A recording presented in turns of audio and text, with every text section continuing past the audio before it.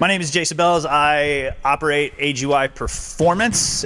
We've been around for dang near a decade working, started working with this guy. Is our first pro that we ever worked with.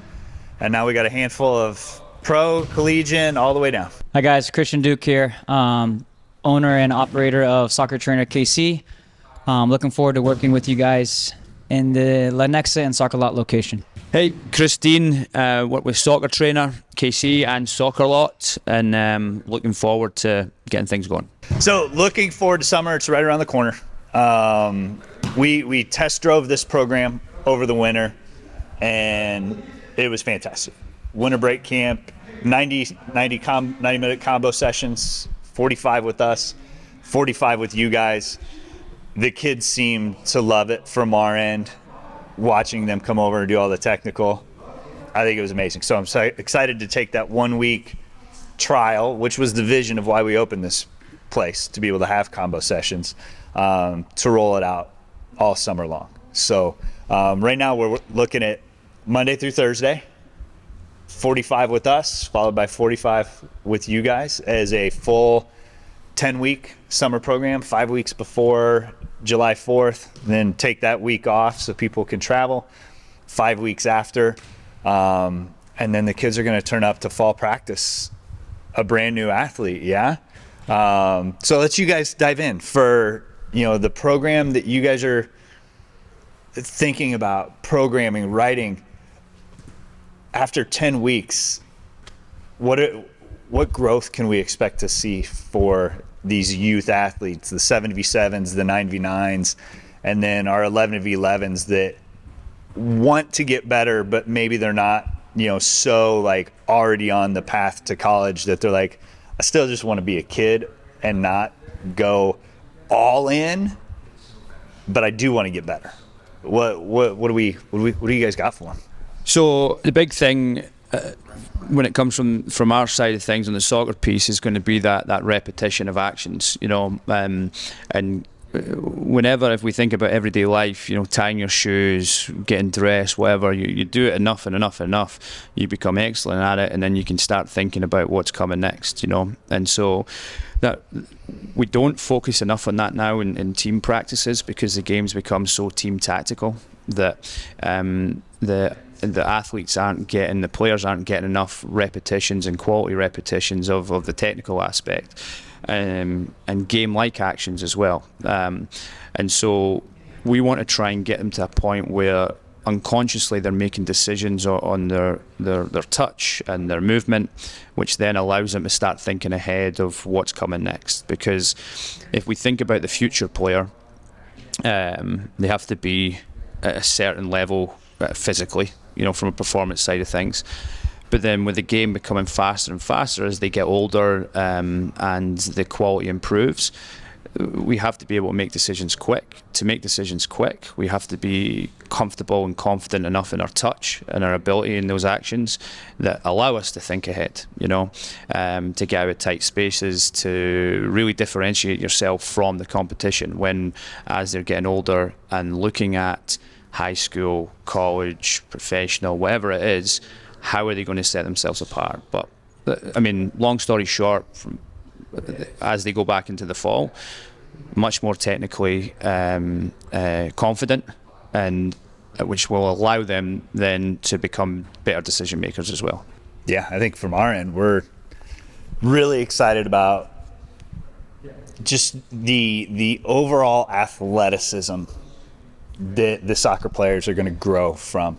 I think with, like you said, with team training just being so tactical, these kids get really robotic, with just where we're at from, schools removing all but the most minimal of physical education. All gets shorter, right? So we're seeing a bunch of athletes that can't even do like the easiest thing, like skip, right? They're all uncoordinated, awkward. So being able to get a full summer taking kind of a robotic soccer player and helping them become an athlete, they're going to get faster, they're going to be more efficient and change of direction. A more athletic player is going to be less likely to get injured. So I think that's where we're going to be the most excited this summer, is just watching the athletes' movement toolbox fill up. Yeah, and I think you said an important word is a toolbox, right? From the technical side, it's not just with the ball, but, we're going to work on cycles of finishing, receiving with the front foot or lead foot, working on defensive shape, all of those encompassing the full athlete as a soccer player. How do we maximize their time throughout this 10-week period so that they're going into the fall sharp as a whistle? When we think about the training breakdowns, we'll have 3 sessions a day out here in Lenexa. We've got 1 session that's 7v7, 9v9. We'll have 2 sessions that are 11v11, and then we'll have the same 3 sessions offered down at the soccer lot. So when we think, 7v7, pretty easy. Does your athlete play 7v7, 9v9? I know we've got some 9v9 athletes that play up on 11v11 teams. When we're helping an athlete decide, well, we're 9v9 age group, we do play it, but we also play 11v11.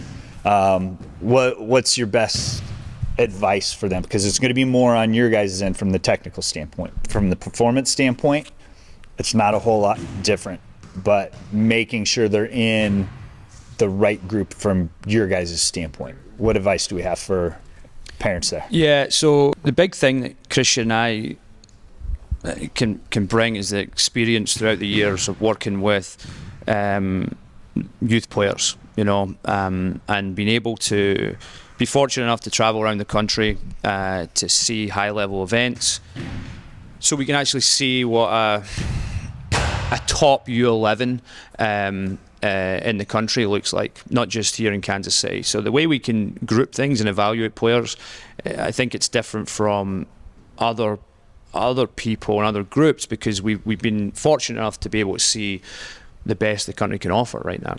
And then it becomes down to that individual, and how hard they push themselves and whatever, but it has to be challenging, but not overwhelming. We have to push them past their comfort zone. They have to be willing to get uncomfortable. But if it's overwhelming and they feel like they're drowning, then they're not going to enjoy it. Yeah. Kids want to come back to things they enjoy, and so and I think the one bit of advice I would give is that the group is important. However, it's all based around that individual as well. And so sometimes people get caught up in, we should be in this group or should be in that group. And I think we're very fair, and we evaluate players all the time and have no problem moving players up or adjusting slightly to make sure that they are in a challenging environment, And then I'd also say, if they want to reach out beforehand and for an evaluation, then we'd be happy to do that as well. Yeah, and it'd just be a case-by-case basis. But like Chris said, we want to put them in an environment where they're comfortable being uncomfortable. So they're being challenged, but at the same time, it's not too much for them. Because at the end of the day, it's what are they doing to push themselves and push the people around them. Because if they're pushing the people around them, that's only going to make them better at the same time. I was going to talk about the 11v11s, the same thing of, what differentiates between, an older high school 11v11 athlete doing the 45 or 45-45 combo versus the college pathway, right? And to what you guys both said of, is the college pathway program going to be too much? Is it actually going to make the athlete's journey kind of that cost benefit of, okay, now it's too overwhelming, there's too much work, it's too technical, there's too much performance, and then we're just like, this isn't for me. So I think that'd be the differentiator from, okay, we've got a high school athlete. Just because I kind of want to play in high school doesn't mean I have to do the college program. If this 45 minutes a day of performance, 45 of technical is going to be the best fit for me to enjoy the summer, keep wanting to turn up, because it's on the front page of our website is like consistency is the biggest key to athletes' results, and the environment in which that athlete shows up to is going to be the biggest feeder for that consistency. And yeah, getting them, pushing them beyond where they can thrive is not going to be beneficial, but also holding them back and having it be too basic will do the same thing. So again, I think reaching out to you guys for those 11v11s, saying they want to play in college, or the athlete, yes, I think I want to play in college, but just this is where I'm at. I think conversations again with you guys would be fantastic on that. Any other information you guys want to get out about the combo sessions? No, we're excited. If you guys do have questions, don't hesitate to reach out to us. But I think this program that we have designed and created is going to bring the whole package to the athlete, and I think that's one of the biggest pieces, you know, parents and athletes are looking for, is a one-stop shop. So we're excited for it. We had a little test run in the wintertime, and it was very, very successful. We want to keep it fun, but also very competitive. Mm-hmm. So that's our thought process and methodology going into the summer. A lot of competition this summer. Fun competition, fun games, pushing the kids. I love it. So feel free on Instagram. You can find both of our pages, AGY Performance, Soccer Trainr.